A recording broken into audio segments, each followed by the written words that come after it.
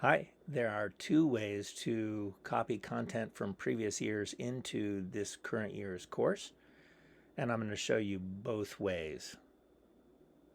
The first path is to visit the course that you want to populate the content into. So let's say that's this year's course. I'm going to use my sandbox as an example. When you go to your sandbox, you'll see that there's nothing in there. Um, Here's where I can choose on the right hand side, import existing content. So I'm going to choose that.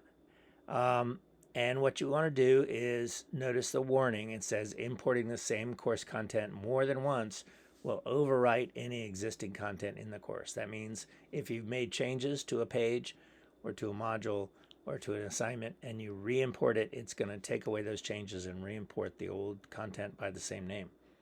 All right, so the next step, select content type. I'm going to choose copy a Canvas course.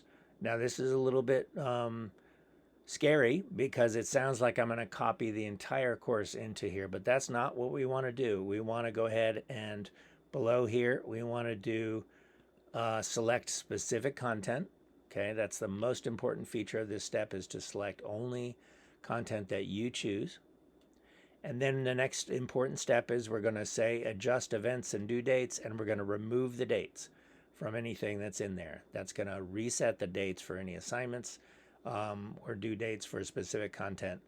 And then that's going to allow us to make those changes in the new course that we bring in. All right, now I'm going to go ahead and click add to import queue, and I need to search for the course. So I'm going to search for last year's course, and what I want to do is pay attention to the dates under the term. So I want to choose the term dates for last year, and I'm going to choose the lowest section number for that course. So in this case, it's the P1 or period 1 course name from last year. So I'm going to click that, and then I'm going to click add to import queue. All right, so these import queues that are showing up down here are the content that is specific to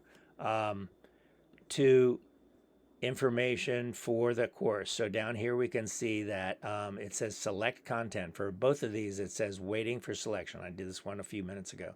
So waiting for selection. So I'm going to click select content. And this is where I can select specific content that I want to import from the course. Okay, so for this, I want to choose that I want to pull in modules, let's say. I don't want to do them all. I just want to do a couple of modules. So I'm going to do these first two modules. All right. Within those modules are, in fact, assignments, but I could manually add individual assignments as well. So these should automatically come in when I do the import, but I'm going to go ahead and check those as well. These are the ones I want to bring in. Okay, and then we can choose any other individual pages that we might want to bring in. Again, all of these pages that are part of those modules will be brought in, but you can see that I've named most of my modules after the specific, my pages after specific modules. One more thing I can bring in is any course files. So if there's course files I want to bring in, like a syllabus, or I want to bring in any other content. So I have images. Here's my little seahorse image, which is my Canvas page sort of header. I'm going to go ahead and bring that in, and I'll choose select content. All right, so these are the elements that are going to come in, and notice under the progress tab, it's already doing that work. It's already starting to bring in that content to my course. The nice thing about this option is that it gives me the ability to clear those dates from the course and all the content from that particular course.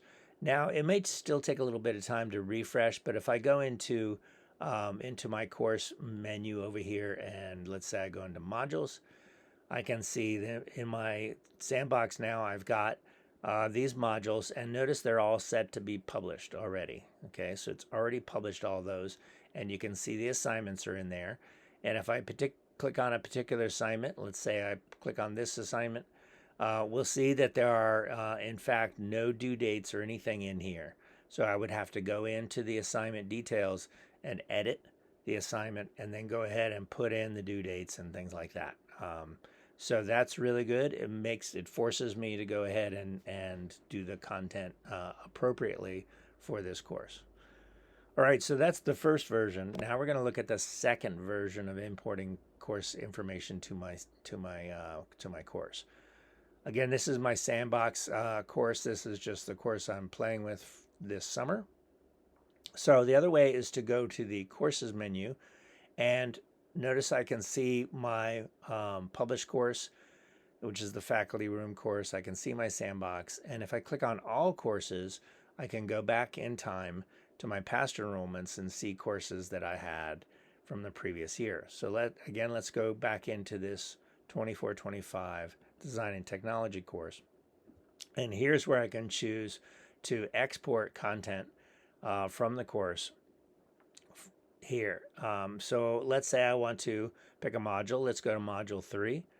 And I want to click on the little dots there, and I can choose to copy to, and I can copy this whole module to another course. So let's try it here. I'm just going to do copy, and I'm going to start searching.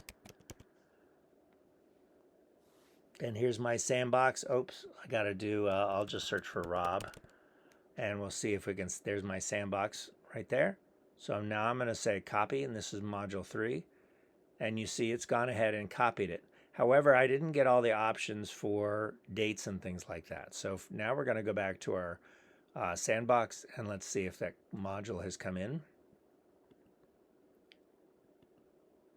Here we can see module 3 has come in, and here's an assignment, and notice it kept the old dates in here.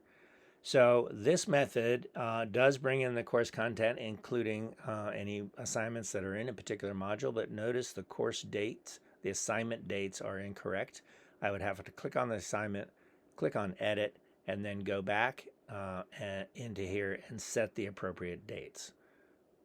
So again, there's two methods of bringing content into your courses. We don't want to copy an entire course.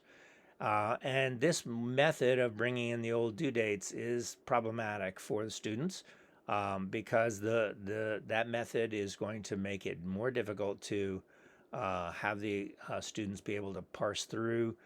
They might see old assignments showing up in their to-do list that you haven't intentionally set the dates yet. So we want to be careful about the dates specifically.